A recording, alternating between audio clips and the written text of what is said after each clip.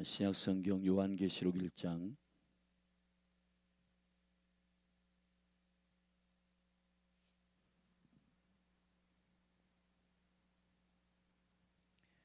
우리 저와 여러분이 한 절씩 말씀을 교독하겠습니다. 예수 그리스도의 계시라. 이는 하나님이 그에게 주사 반드시 속히 될 일을 그 종들에게 보이시려고 그 천사를 그 종 요한에게 보내어 지시하신 것이라. 요한은 하나님의 말씀과 예수 그리스도의 증거 곧 자기의 본 것을 다 증거하였느니라. 이 예언의 말씀을 읽는 자와 듣는 자들과 그 가운데 기록한 것을 지키는 자들이 복이 있나니 때가 가까움이라. 요한은 아시아에 있는 7교회에 편지하노니 이제도 계시고 전에도 계시고 장차 오실 이와 그 보좌 앞에 7영과 또 충성된 증인으로 죽은 자들 가운데서 먼저 나시고 땅의 임금들의 머리가 되신 예수 그리스도로 말미암아 은혜와 평강이 너희에게 있기를 원하노라. 우리를 사랑하사 그의 피로 우리 죄에서 우리를 해방하시고 그 아버지 하나님을 위하여 우리를 나라와 제사장으로 삼으신 그에게 영광과 능력이 세세토록 있기를 원하노라. 아멘. 볼지어다 구름을 타고 오시리라. 각인의 눈이 그를 보겠고 그를 찌른 자들도 볼 터이요 땅에 있는 모든 족속이 그를 인하여 애곡하리니 그러하리라. 아멘. 주 하나님이 가라사대 나는 알파와 오메가라. 이제도 있고 전에도 있었고 장차 올 자요 전능한 자라 하시더라. 나 요한은 너희 형제요 예수의 환난과 나라와 참음에 동참하는 자라.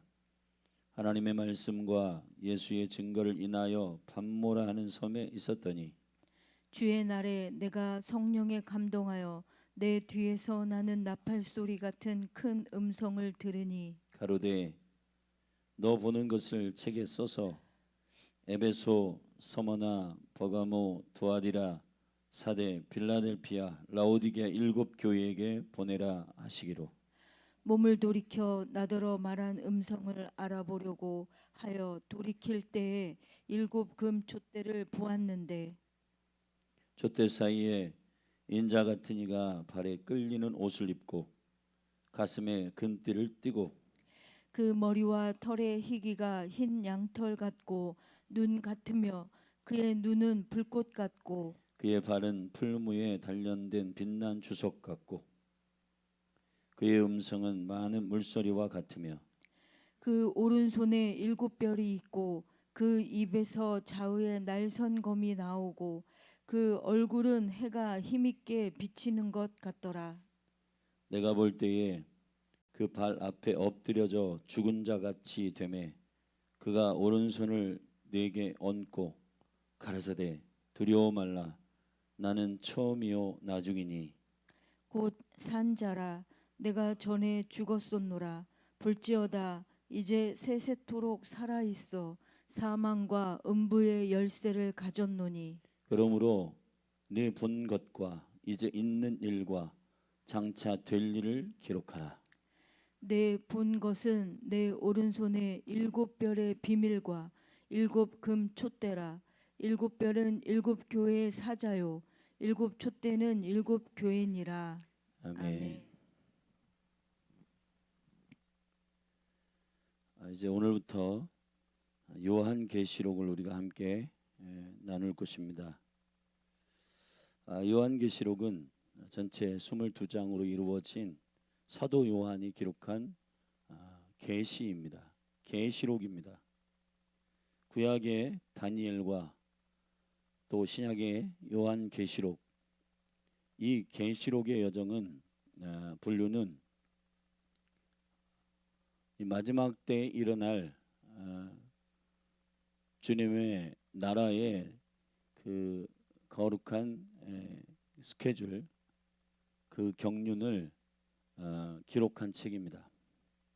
그래서 요한계시록은 사실 편지 글로서는 상당히 긴 책이지만 이 책은 상당히 간단한 영적 구조를 가지고 있습니다. 요한계시록이 하나님의 언약의 완성으로서의 7에 집중하고 있고, 우리가 오늘 이제 1장을 읽었는데 1장부터 22장까지의 그 기록은 사실 1장 서론에서 이미 요한계시록 전체를 친절하게 설명해 주고 있습니다. 19절에 보면 네가 본 것과 이제 있는 일과 장차 될 일을 기록하라 그랬습니다. 요한계시록의 내용은 네가 본 것, 그리고 이제 되는 일, 이제 있는 일, 그리고 장차 될 일을 기록하는 책입니다. 네가 본 것, 이제 요한이 지금 일곱 교회, 아시아 일곱 교회에게 편지하는 이 편지를 보내는 그분이 누구이신가에 대한 1장에서의 본 것을 말하고 있습니다. 그리고 이제 있는 일, 그러니까 일곱 교회의 사자를 통해서 일곱 촛대, 곧 일곱 교회에게 보내는 이 통치자 예수 그리스도의 그 편지 계시가 2장과 3장 일곱 교회에게 주시는 구체적인 교회의 영적 유형에 따라 통치자이신 예수 그리스도 그분의 교회를 향한 말씀이 선포되고 있습니다. 그게 바로 있는 일, 이제 있는 일이라고 설명되는 부분이 2장과 3장입니다.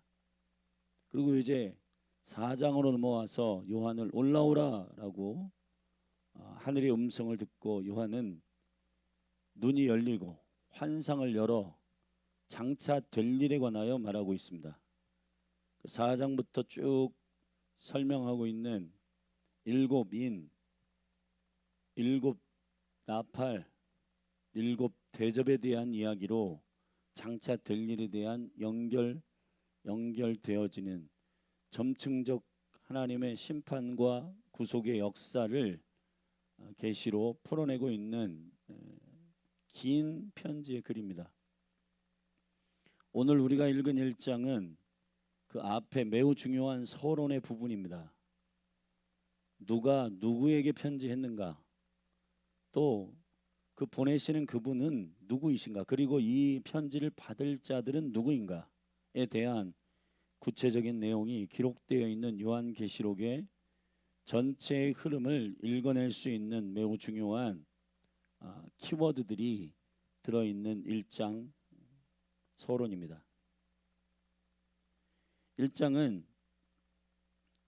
1절부터 3절까지는 누가 누구에게 이 편지를 보내고 이 편지를 수신하는 자들이 이 편지를 어떠한 태도와 마음으로 받을 것인가에 대한 복의 능력을 선포하고 있습니다.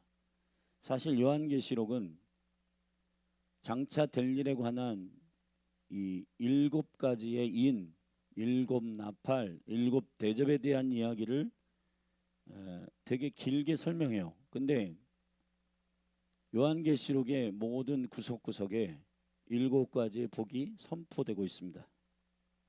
그 첫 번째 복이 1장 3절에 나와 있는데, 이 말씀을 누가 누구에게 전달하여 그리고 이 말씀을 받는 수신자들은 누구인가, 그리고 그 수신자들이 구체적으로 어떻게 삶으로 이 말씀에, 생명의 말씀에 반응해야 되는가를 설명하고 있는 1절부터 3절의 말씀에 첫 번째 복이 오픈되고 있습니다. 말씀을 읽고 듣고 그 가운데 기록된 것을 지키는 자들이 복이 있다.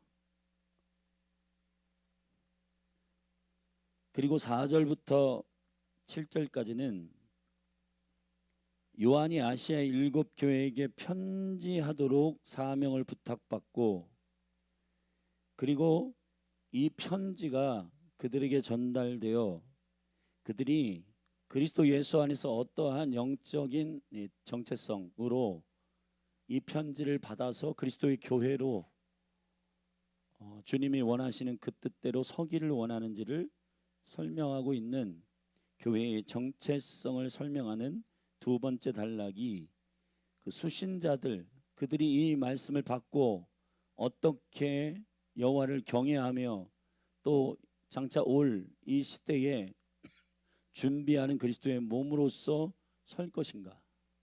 극히 개인주의적이고 탐욕주의적이고 자기 욕심에 연루되어 있는 자들이 아니라, 교회는 나라와 제사장 삼으신 하나님 아버지의 이 온전한 회복의 아이덴티티, 정체성을 명쾌하게 밝히고 있습니다.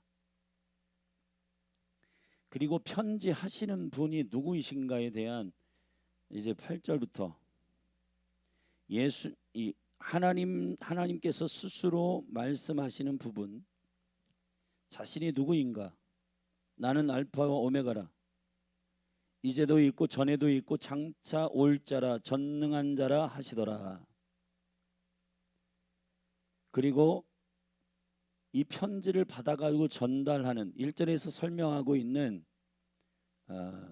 종이라고 표현하고 있어요. 그 전사를 그 종 요한에게 보내어 지시하신 것이라 라고 했는데, 그 요한이 누구인지, 그리고 그 요한이 본 것이 뭔지, 예수님이 초림하셨을 때의 모습하고는 전혀 다른 부활 이후에 심판자요 왕이요 다스리는 분으로서의 예수 그리스도를 아주 구체적으로 머리부터 발끝까지 보았습니다.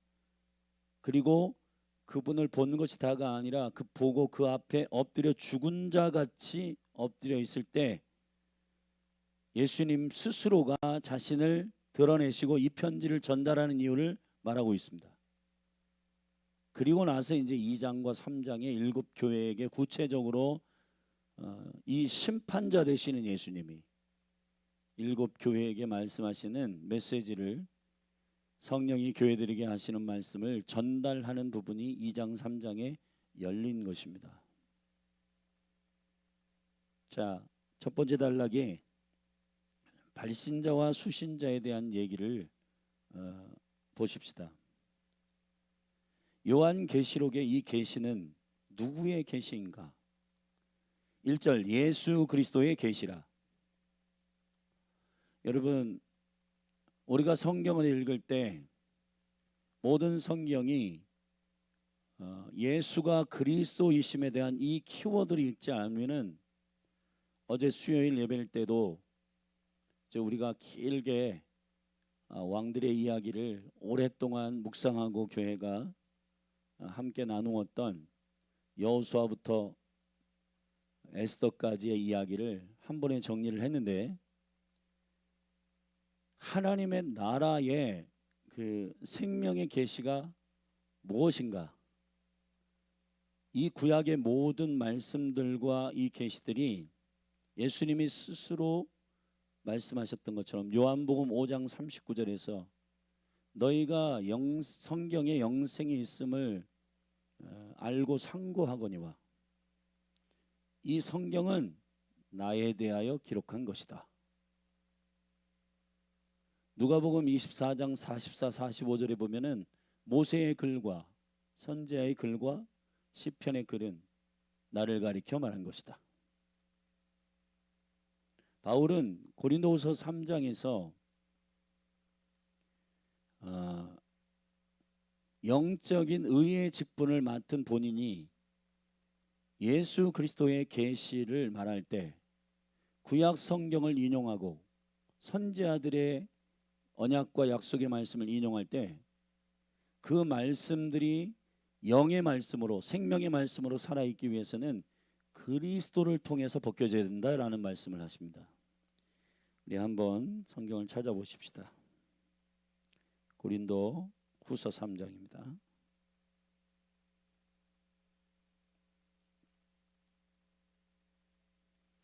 고린도후서 3장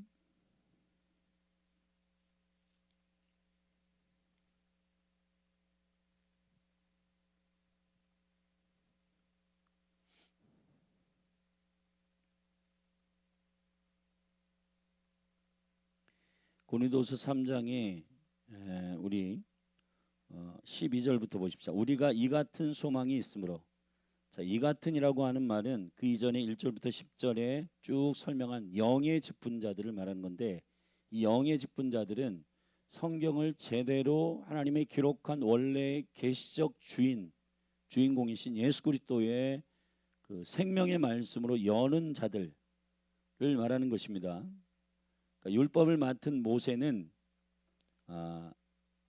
영의 직분자가 아니라 의의 직분자였다. 정죄의 직분자였다. 그런데 복음을 맡은 이 1세기의 사도 지금 바울이 얘기하는 이 하나님의 기록된 토라가 그리스도의 빛 가운데 열리는 이 직분을 맡은 자들은 영의 직분자다. 그래서 8절에 영의 직분, 9절에 의의 직분이 이렇게 되는데, 그래서 율법을 맡은 자들 모세나 또 선지자들은 그 율법과 그 말씀의 기준으로 죄를 죄되게 하고 우리는 아무것도 할 수 없는 존재임의 영적 한계를 느끼는 그러한 목적을 갖고 있는 토라를 주었어요. 근데 그 토라의 본질은, 그 토라가 모세의 글과 선지자의 글과 그 시편의 글들을 예수 그리스도의 이름으로 열어야 되는데, 그 다음을 보십시다.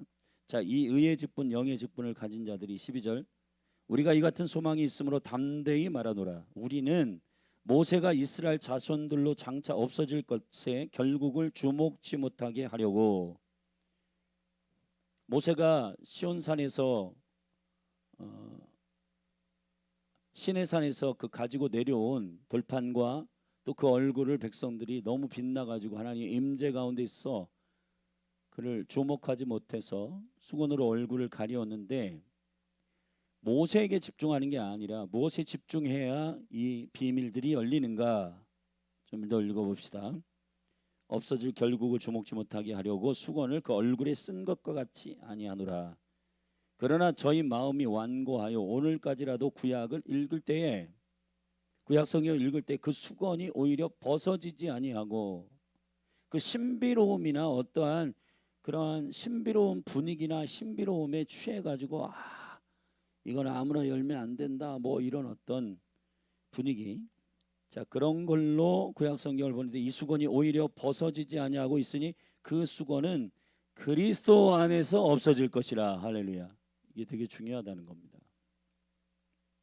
오늘까지 모세의 글을 읽을 때 수건이 오히려 그 마음을 덮었도다.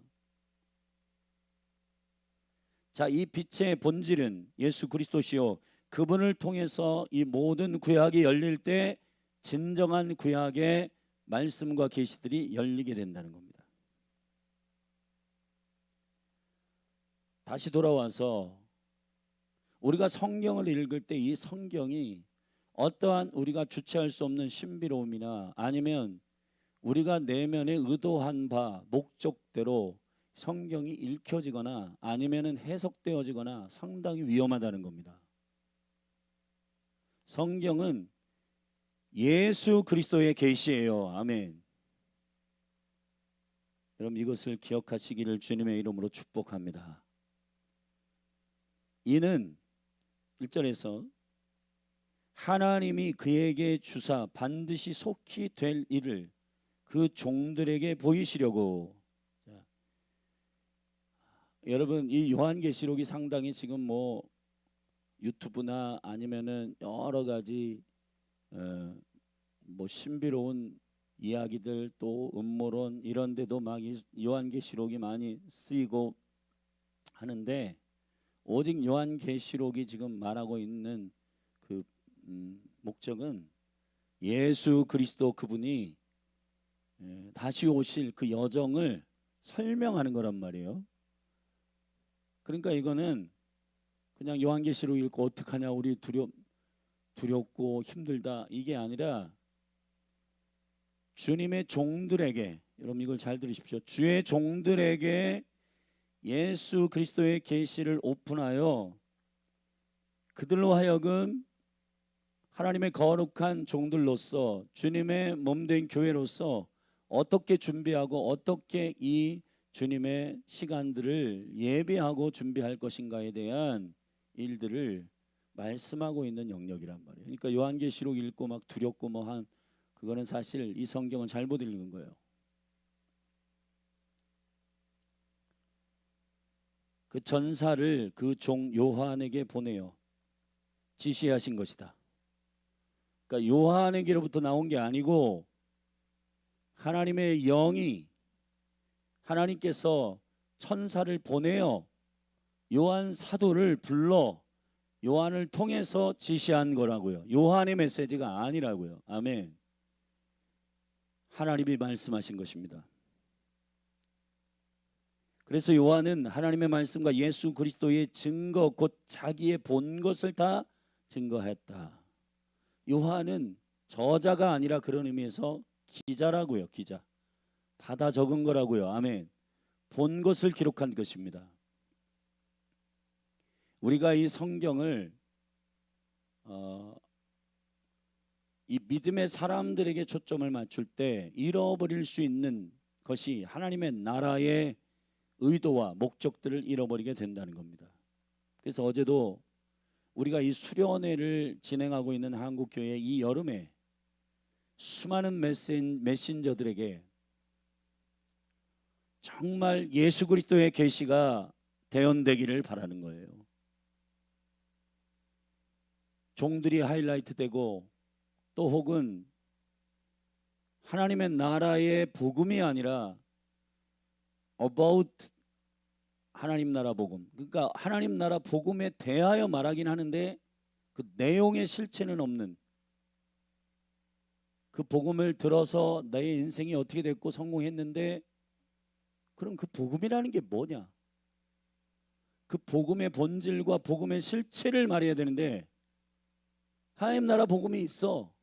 그러니까 우리도 어떤 대화를 하거나 설명할 때 본인도 모르는 얘기를 하는 것처럼 그냥 본인이 이렇게 성공했어. 그러니까 잘 될 거야 라고 하는데 그 생명의 능력으로 변화시킨 그 실체가 뭐냐? 그거를 말해야 된다는 겁니다. 예수 그리스도의 계시가 선포되기를 바랍니다. 그래서 이 예언의 말씀을 자 이제 받는 자들, 그 수신자들이 어떻게 해야 되냐? 먼저 읽어야 돼요. 그리고 들어야 돼요. 그 가운데 기록한 것을 지켜야 돼요. 아멘.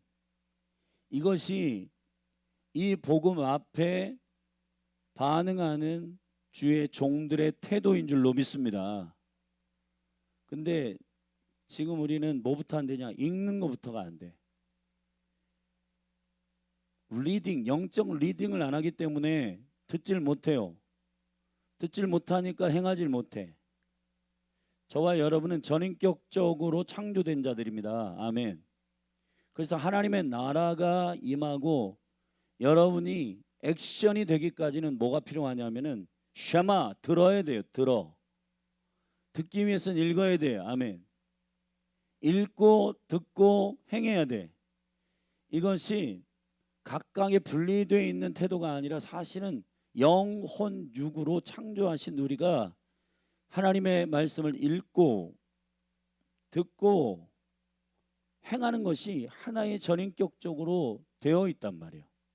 근데 지금 요한이 히브리적 관점으로서의 이 전인격적인 에하드의 관점으로 이 말씀을 받는 자들에게 설명하고 있는 이 읽고 듣고 행하는 것이 어떤 사람은 읽기만 하고 어떤 사람은 듣기만 하고 어떤 사람은 행하기만 하는, 그래서 각각의 분리되어 있는 이 부분적 태도들 때문에 헬라적 사고방식, 분리적 사고방식이 우리로 하여금 나는 읽긴 하는데 듣지는 못해, 듣기는 하는데 행하지는 못해. 자, 이러한 모든 분리되어 있는 자신의 연약함과 한계를 믿는 기준 안에서 신앙생활을 하는 사람들이 많은데 여러분, 하나님은 저와 여러분을 읽고 듣고 행하는 온전한 하나님의 사람으로 지으셨고, 할렐루야. 이거를 읽기만 하고 행하지 않는 자들이 아니라 읽고 듣고 행하는 것이 총체적으로 전인격적으로 할 수 있는, 그래서 뉴 크리에이션, 새로운 피조물, 그리스도 안에서 창조되고 거듭난 자들은 이 전인격적인 각각이 분리된 것이 아니고, 그래서 읽기만 해가지고 머리만 커져서 다른 사람 비판하는 그러한 이상한 기형아가 나오고, 듣기만 해가지고 무슨 직통계시다 뭐다 해가지고 다른 사람을 영적인 상전으로 스스로를 배치해가지고 다른 사람들 무시하는 그러한 교만한 종교인들이 아니고, 행하기만 해가지고 너희들은 행함이 없다 해가지고 오히려 본인 자신들의 실용적인 영역 안에서의 열매에 대해서는 말하지만,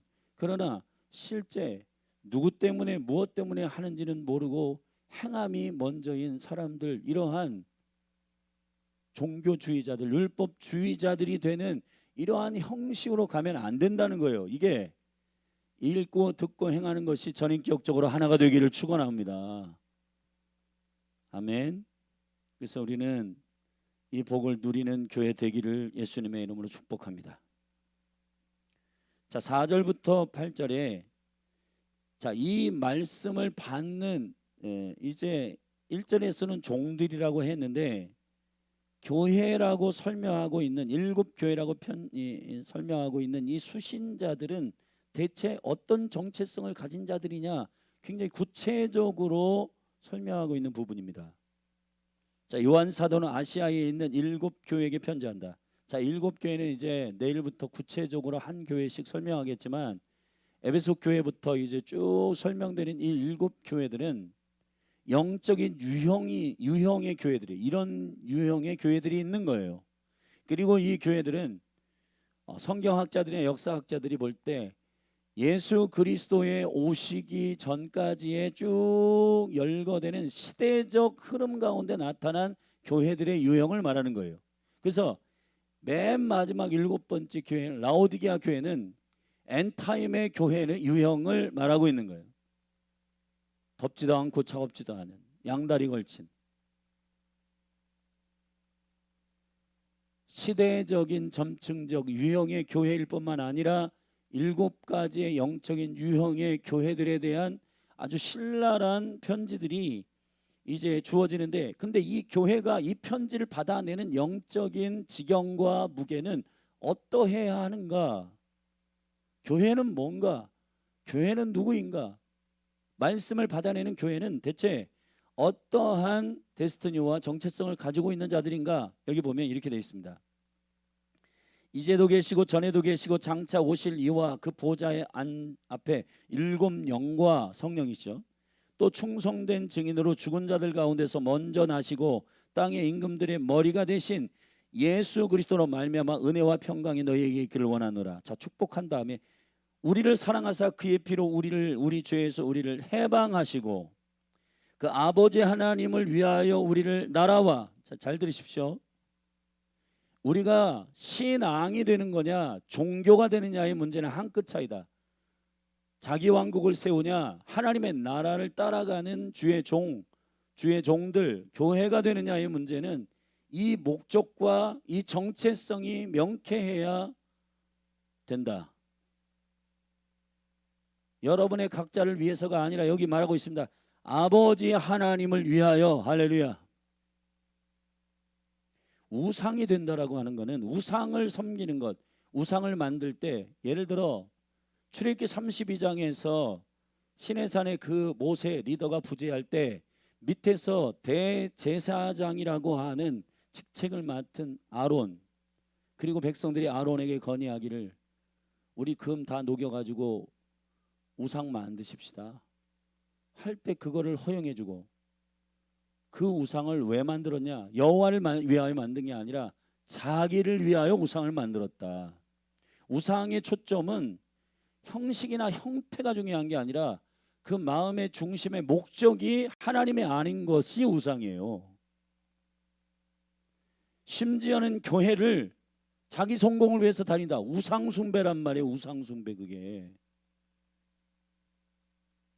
근데 심지어는 교회가 아주 교묘하게, 현대의 교회가 이렇게 아주 교묘하게 성도들을 자기 성공과 자기 성취의 그 혼적인 쾌락과 도파민을 뻥뻥 터뜨리면서 예수 믿으면 여러분 성공합니다, 이런 식의 어떠한 줄기로 말씀을 해석하고 교회가 그러한 방향성이 있다라고 설명하는 얼토당토한 그러한, 그러니까 그렇게 신앙이 설명된 많은 사람들이 자기 성공을 위해서 주님의 이름을 부르는 겁니다.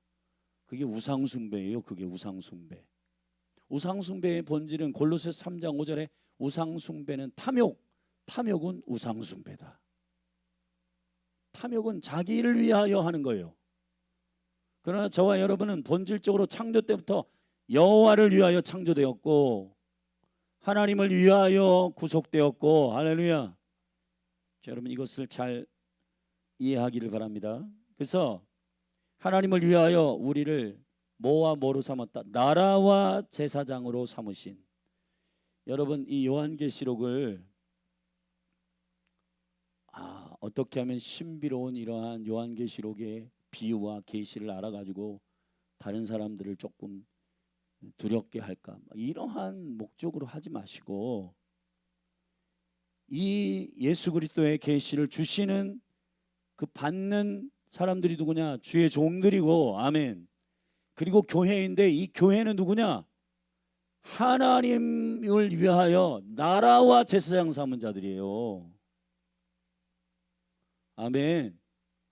이 말씀을 가지고 말이에요, 사람들 두렵게 만들고 막 어떻게 하지, 이런 마음을 주려고 성경을 쓴 게 아니고, 이 말씀은 나라와 제사장 삼으신 자들을 하나님의 비밀을 공유함으로 그들로 하여금 담대히 그리스도의 신부로 준비되게 하시기 위한 목적이란 말이에요. 그러니까 계시록을 이상한 데 사용하지 않기를 바랍니다. 그래서 신천지 안상호 하나님의 교회 무슨 뭐 어디 막 신비롭게 이상하게 요한계시록을 이상하게 풀어가지고 사람들 두렵게 만들고 하는 것이, 그게 아니라 교회가 어떻게 준비해야 되는지에 대한 진리 안에서의 말씀들이 선포될 때 교회가 하나님의 은혜로 우리를 계속 신부된 교회로 준비시키기 위한 주님의 그 안타까운 마음과 또 사랑하는 음성으로 이걸 듣고 거기에 부실하게 준비되고 있는 나를 돌아보고 회개하고 깨트리고 엎드려야지. 너 이런 시대가 열린데 너 큰일 났어. 넌 이렇게 두렵고 하나님으로부터 오지 아니하는 두려움으로 사람들을 미혹해 하는 것은 요한계시록을 주신 목적이 아니라는 겁니다. 아멘.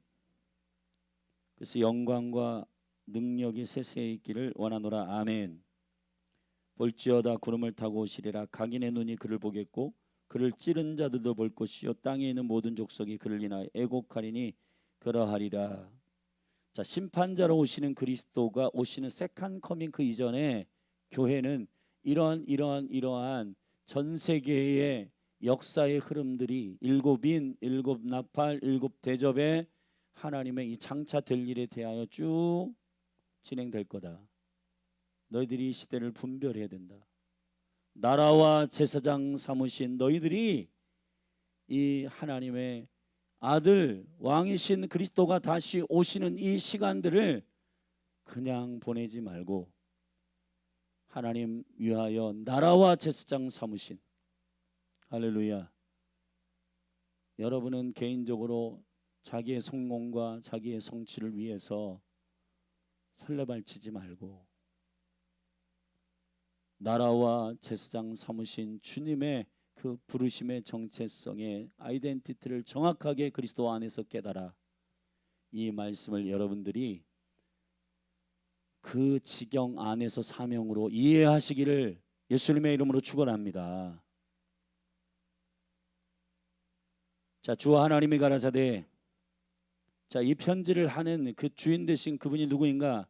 나는 알파와 오메가라, 이제도 있고 전에도 있었고 장차 올 자라, 전능한 자라 하시더라. 할렐루야. 자, 여러분, 이제 편지를 하는 그분이 누구인가를 이해해야 돼요.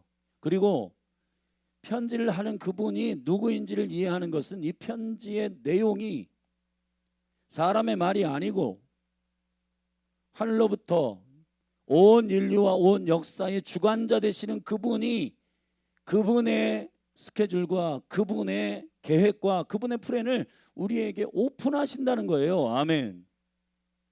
이걸 오픈하는 이유는 너희들 다 죽었어 이게 아니라 이런 일들이 진행될 테니 준비해라 이 말이에요. 준비해라. 깨어서 기도하라 이 말이에요. 할렐루야. 요한계시록은 이런 점층적인 실이라고 하는 언약의 영광 안에서 쭉 진행되고 있는 교회를 준비시키는 생명의 복음이고, 아멘. 이 복음을 히브리적 구조로서 카이즘 구조로 보면 정 한가운데 목적이 딱 나와 있어요. 자, 요한계시록 11장을 한번 보십시다.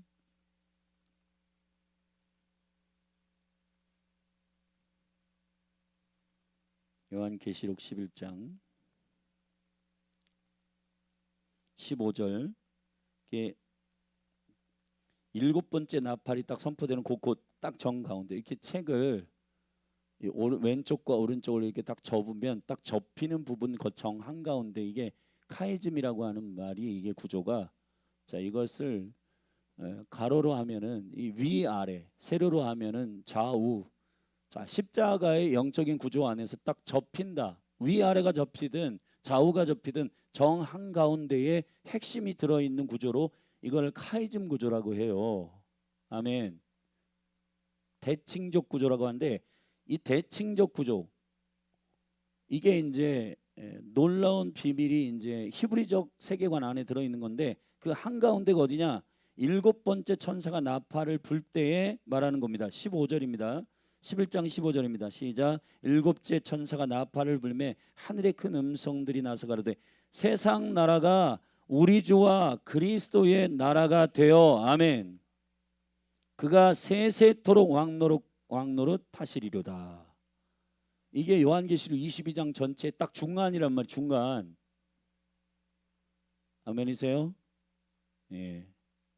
자, 첫 번째 인부터 쭉 일곱 번째 인이 있죠. 일곱 번째 인이 떼지면서 첫 번째 나팔이 부러지고 첫 번째 나팔부터는 점층적으로 열린단 말이에요. 1, 2, 3, 4, 5, 6, 7 할 때 일곱 대접은 1번 일곱 번째 나팔이 부러질 때 이제 첫 번째 대접이 열리는데 첫 번째 대접이 열리고 두 번째 대접이 열리고 이게 아니라 첫 번째부터 일곱 번째 대접은 한 번에 열린단 말이에요. 그러니까 하나님의 나라의 이 스케줄 안에서 일곱 나팔, 일곱 대접은 동시다발로 열린다고요. 아멘. 근데 일곱 번째 나팔이 그래서 중요하단 말이에요. 일곱 번째 나팔. 그 일곱 번째 나팔을 불 때에 경고하고 깨어 일어나도록 하시는 주님의 음성이 뭐냐? 그리스도의 나라가 임할 것이라는 거예요. 세세토록 그분이 통치하실 거란 말입니다. 아멘. 자, 그것이 매우 중요한 계시록의 핵심이고, 그 주인 되신 그분이, 편지를 주시는 그분이 누구인지를 이제 하늘에서 하나님께서 음성을 주시기를, 하나님이 가라사대 나는 알파와 오메가라, 이제도 있고 전에도 있었고 장차 올 자라, 전능한 자라 하시더라. 아멘. 자, 음성으로 이 편지를 하시는 분이 누구인지를 요한이 들었어요. 그 다음에 보았어요. 자, 9절부터 이제 쭉 그가 본, 반모섬에 유배하였을 때 그가 본 그분이 누구인가, 이 편지의 주인이 누구이신가, 보내신 분이 누구인지를 쭉 설명하고 있는 바로 예수 그리스도, 심판자, 왕이신 예수 그리스도의 계시가 여기 반모섬에서 요한이 봤습니다. 요한은 그 형제 예수의 환난과 나라와 참음에 동참하는 자라, 하나님의 말씀과 예수의 증거를 인하여 반모라는 섬에 있었더니 주의 날에 내가 성령에 감동하여 내 뒤에서 나는 나팔 소리 같은 큰 음성을 들으니 가로되 너 보는 것을 책에 써서 에베소, 서머나 버가모 이 7교회에게 보내라 하시기로. 자, 음성을 들어서, 자, 하나님의 음성을 들었어요. 나는 누구다. 그 다음에 바모섬에 있을 때 다시 한번 음성이 들리기를 이 편지를 7교회에게 보내라 했어요. 자, 그런데 몸을 돌이켜 12절에 보면 몸을 돌이켜 나더러 말한 음성을 알아보려고 하여 돌이킬 때에, 자, 여기까지는 음성을 들었어요. 누군지를. 그러다가 그 누구인지를 알아보려고 몸을 돌이킬 때에 보았습니다. 7 촛대를 보았는데 촛대 사이에 인자 같은 이가, 이 촛대는 나중에 설명되는데 7교회를 말하는 거예요. 아멘. 자, 7교회의 사이에 인자 같은 이가 발에 끌리는 옷을 입고, 자, 7 촛대가 7교회를 말하는 거예요. 7교회에게 말하는 그 사이에 인자가 서 있었는데 인자가 예수 그리스도이시란 말이에요. 근데 그 인자가 초림 때의 종으로 오신, 십자가를 지셔야 하는 분이 아니라 다 십자가의 승리가 있었고 부활하시고 다시 오시는 왕이신 통치자, 그분의 모습을 본 거예요. 아멘. 자, 그분이 어떤가? 촛대 사이에 인자 같은 이가 발에 끌리는 옷을 입고, 자, 초림 때에는 무릎까지 오는, 예수님이 이렇게 영화에 보면은 끌리는 옷을 입질 않고 종들은요 빨리빨리 움직여야 되기 때문에 짧은 원피스 같은 걸 입는단 말이에요. 아멘. 이스라엘의 사람들은. 그러나 왕들은 끌리는 옷을 입어요. 왜냐하면 그는 종이 아니에요. 자, 초림 때는 종으로 십자가의 대속으로 오시기 위해서, 섬기시기 위해서 오신 분이란 말이에요. 초림에는. 그러나 그가 다시 오시고 세컨 커밍 하실 때에 오실 때는 끌리는 옷을 입는 왕이시라고요. 아멘. 이거를 잘 기억하시기를 축복합니다. 최종적 승리와 영광을 우리에게 허락하시는 왕이신 예수 그리스도, 발에 끌리는 옷을 입고 가슴에 금띠를 띠고, 왕이잖아요. 그 머리에 털의 희기가 흰 양털 같고, 여러분 아가서에 보면은 이 머리가 이렇게 희기가 흰 양털 같고 거룩하고 신실한 양털 같고, 눈 같으며 이렇게 하늘에서 내리는 하얀 눈 같으며 정결하고, 그의 눈은 불꽃 같고. 여러분 그분이 속지 않으신다고요. 아멘. 진리의 생명의 불꽃 같은 눈동자로 우리를 보시고, 그리고 그분의 의와 그분의 공의와 그분의 사랑의 생명의 캐뎀, 생명의 진리의 기준, 그 왕이신 그분이 그 온전한 의이시고 온전한 진리이심을 선포합니다.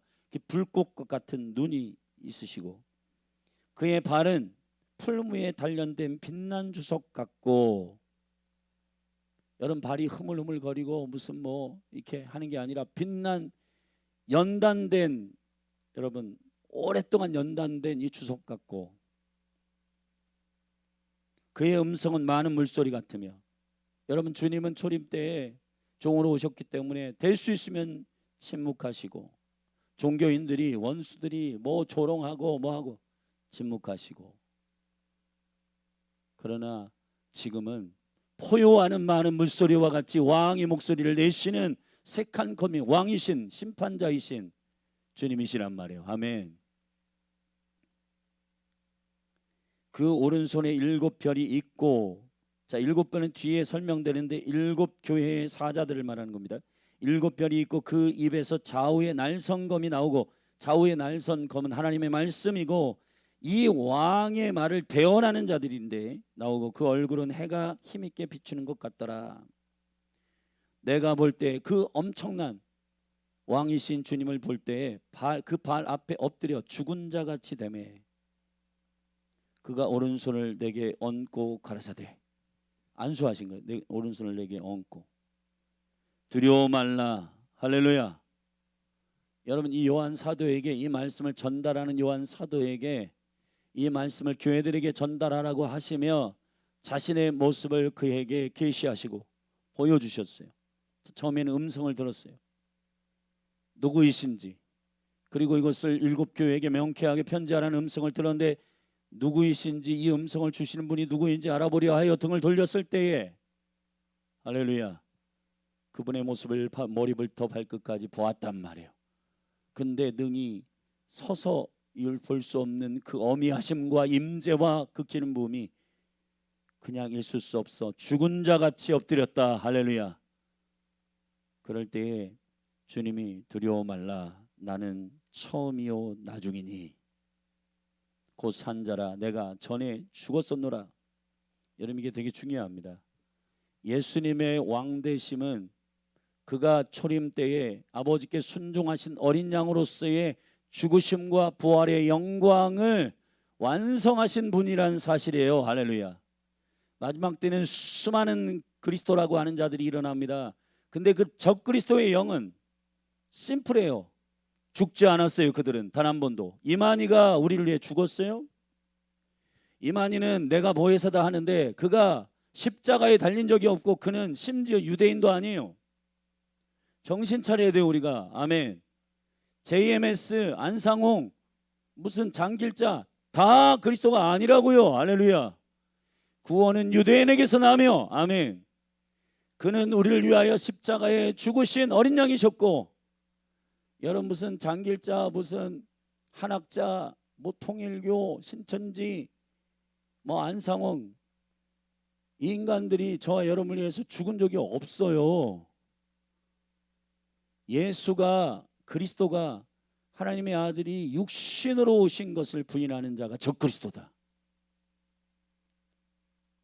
여러분, 주님이 두 번째 우리에게 나타나시는 이 영광을 사모하는 마라나타의 신앙을 준비하기 위한 이 요한계시록이 열리기를 바랍니다.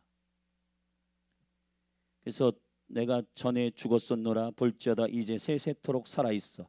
부활의 영광 가운데 살아있어 사망과 음부의 열쇠를 가졌노니. 아멘. 그러므로 요한에게 말합니다. 네 본 것과 이제 있는 일과 장차 될 일을 기록하라. 내 본 것은 내 오른손에 7별의 비밀과 7 금촛대라. 7별은 7교회의 사자고 7 촛대는 7 교회니라. 아멘. 여러분, 요한계시록은 사실 교회에게 보내는 편지입니다. 1절에서는 주의 종들이 이 말씀을 듣는다고 했습니다. 근데 이 요한계시록이 안 들리거나 잘 모르는 거는 요한계시록을 어떠한 신비로움의 이슈와 또 이 시대는 좀 과격하고 뭔가 좀 더 뭐 이렇게 과격하고 뭔가 우리를 도파민 터뜨리는 내용 없어. 그래서 요한계시록 이런 것들을 사람들이 좀 모를 만한, 그리고 두렵게 할 만한 내용들을 막 자신들의 관점으로 열어가지고 두렵게 만드는 이러한 것이 그런 책이 아니에요. 요한계시록은. 할렐루야. 주님의 종들이, 주님의 몸된 교회가, 왕이신 예수 그리스도께서 이제 이 세상의 모든 장차 될 일에 대하여, 본 것과 이제 있는 일과 장차 될 일에 대하여 구체적으로 이 비밀을 오픈하고 공유함으로 교회가 교회되도록 준비시키시는 책인 것을 믿음으로 선포합니다. 기도하십시다. 하나님 아버지, 요한계시록 1장을 우리가 오늘 함께 나누었습니다. 누가 보냈고 누가 받아야 되고 어떤 내용인지를 명쾌하게 밝히고 있는 이 요한계시록이 하나님의 의도와 이 목적이 아닌 다른 의도로 이 말씀이 쓰여지지 않도록 도와주시옵소서. 교회가 교회되고 주님의 종들이 신실하게 주님 앞에 그 기름 부음과 어미함과 그 영광 아래 엎드렸던 요한 사도처럼 죽은 자와 같이 되는 주님의 왕되심을, 너무 아름다우신 주님을 보며 그 발 앞에 죽은 자와 같이 엎드렸을 요한처럼 몸된 교회가 주님을 사랑함으로 경외하고 엎드리는 은혜의 책이 되게 하여 주시옵소서. 열린 하늘 교회의 경외함이 회복되는 촉발이 되게 하여 주옵소서. 부흥의 시작이 되게 하여 주시옵소서. 예수님의 이름으로 기도했습니다. 우리 같이 기도하십시다. 이 요한계시록이 함께 나누어지고 교회 가운데 이 말씀들이 진정한 주님의 목적대로 풀어질 때 우리가 우리 자신을 위해서, 야망을 위해서 달려가려고 했던 그런 모든 잘못된 목적과 아이덴티티를 버리고 하나님을 위하여 나라와 제사장 삼으신 예수 그리스도의 그 놀라우신 희생과 그 목적을 그대로 우리가 믿음 안에 받아들이고 이 말씀을 통해 그리스도의 신부된 교회로 준비되기를 바랍니다. 7별의 사자들에게 맡기신 비밀과 그리고 7촛대 7교회, 우리 교회는 어떠한 영적인 DNA와 성향이 있는지 교회들에게 말씀하시는 이 면밀한 주님의 비밀의 생명의 기준 안에 우리를 조명하고 돌아보아 겸손하게 주님께 경외하는 교회로, 두렵고 떨리는 살아있는 교회로 회복되기를 주님의 이름으로 축원합니다. 그래서 우리 함께 주의 이름 한번 부르고 계시록이 선포되고 나누어질 때 열린 하늘 교회가 참으로 두렵고 떨림으로 주님의 임재와 영광을 경험하게 하여 주시고 교회로서 단장되어 준비되게 하여 주시옵소서. 우리 같이 주의 이름 한번 부르고 합심하여 기도하십시다. 기도합니다. 주여,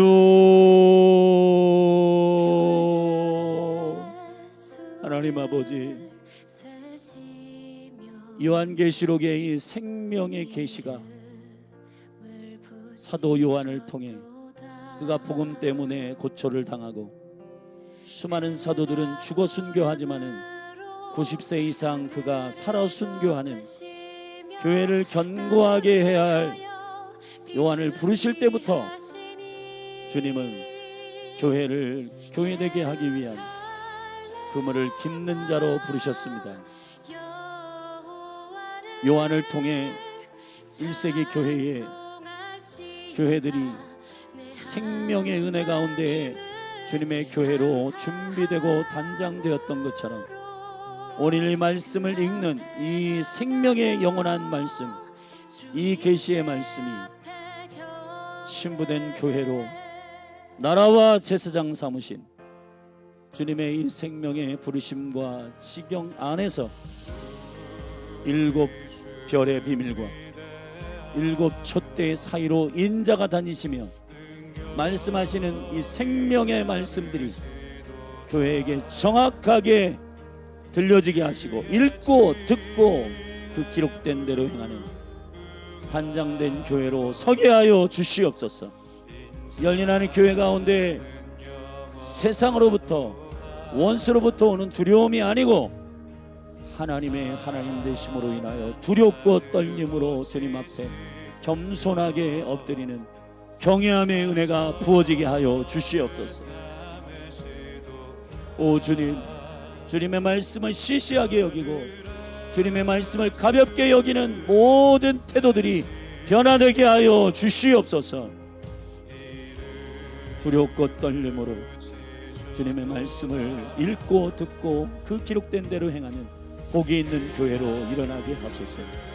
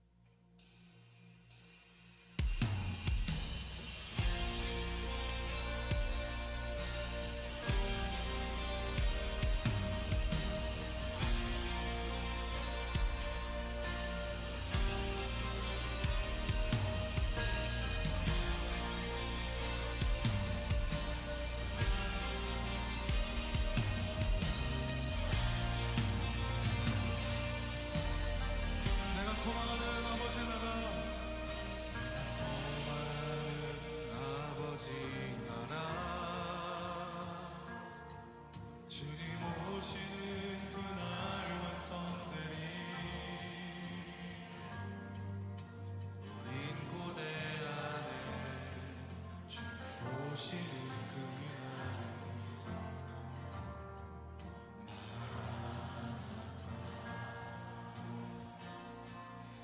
비록 부족함과 슬픔만으로 주를 알아갈 때 참 만족인데 깊이 대하네 주님 오시는 그날을.